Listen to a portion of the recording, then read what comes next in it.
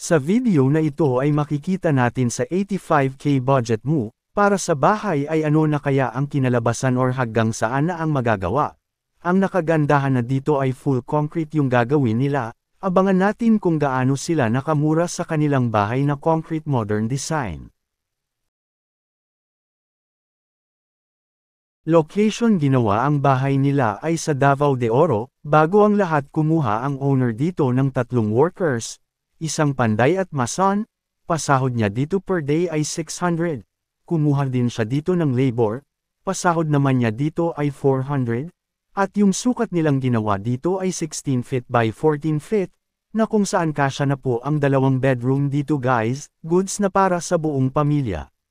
So ayan na nga nakafile sila dito ng hollow blocks, napakalalim yung pagkahukay ng lupa nila dito para sa pag-file ng hollow blocks, at pagkalagay ng mga poste nito, para talagang makasigurado na sobrang tibay. About pala sa hollow blocks nilang nagamit dito nakaubos sila ng 600 pieces, ayon sa owner dito nabili nila ang hollow blocks per pieces sa halagang 11 pesos, at yung sa semento or cement na bili per pieces sa halagang 235 pesos, at ayan makikita talaga natin dito purong buhos ng semento ang poste malaki pagkagawa, sinugurado talaga nila na polido ang pundasyon ng bahay.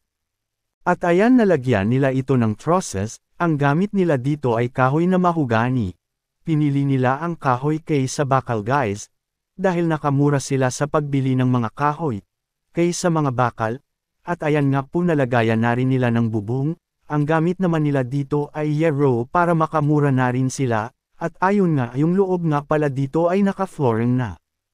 So ayan ito na yung narating, sa halagang 85k pesos, naka-flooring na naka-division na rin para sa kwarto. Sa 85,000 napakasulit na yung nabuo, including na yung labor and materials sa nagastos nila, lagyan na lang ito ng pintuan at window pwede na rin matirahan.